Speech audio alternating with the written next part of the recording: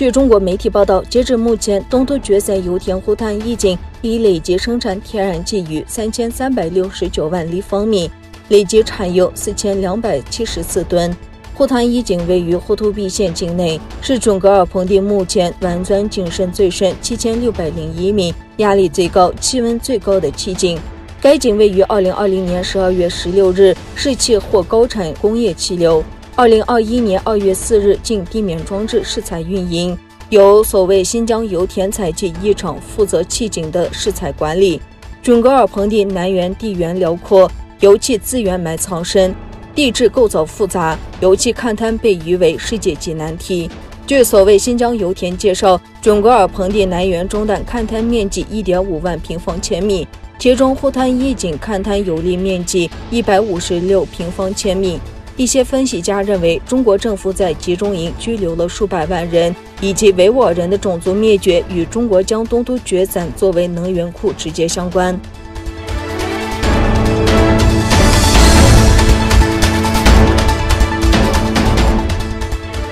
美国众议院的2党议员推出了一项议案，对在东突厥散发生的强制绝育和强制堕胎的责任人或同谋实施制裁，并要求美国总统拜登提出具体的计划来解决东突厥散发生的他们所称的种族灭绝。该议案目前已提交到外交和司法委员会审议。来自密苏里州的共和党籍众议员哈特策勒和来自纽约州的民主党籍众议员苏欧奇星期三提出了制止对维吾尔人压迫绝育法，对在东突厥散发生的强制绝育和强制堕胎的责任人或同谋实施制裁。这2位国会议员也是国会及行政当局中国委员会的委员。制定该法的目的是解决针对中华人民共和国国家批准的针对妇女的暴力行为，包括强奸和拘押期间实行酷刑、强制绝育、强制堕胎和其他强制性的生育限制措施，特别是在东突厥散地区以及其他目的。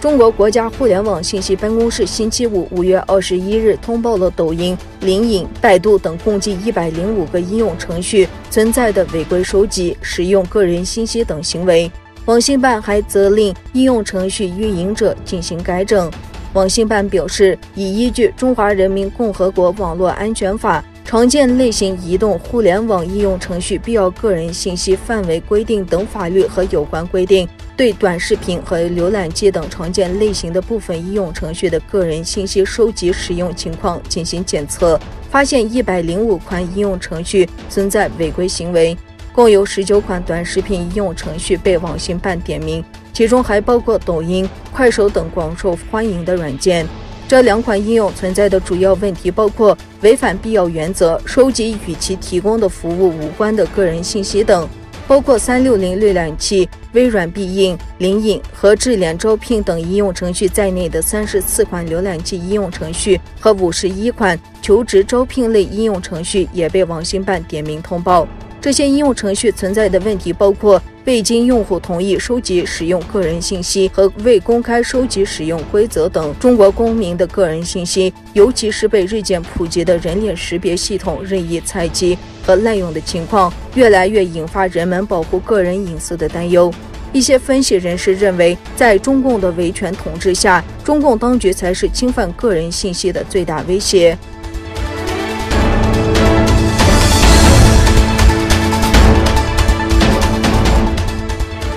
美国情报报告称，在中国首名冠状病毒患者发病前，中国科学院武汉病毒研究所3名研究人员曾发病，到了前年11月已经病到他们需要前往医院接受治疗。据美国《华尔街日报》昨天报道，外界早前指冠状病毒与病毒从中国实验室泄露有关，而这份报告可能对外界在呼吁对此展开更广泛调查方面提供支持。中国已反驳实验室外泄病毒的说法。世界卫生组织与中国专家联合进行的冠病溯源调查报告也显示，实验室外泄病毒的可能性极低。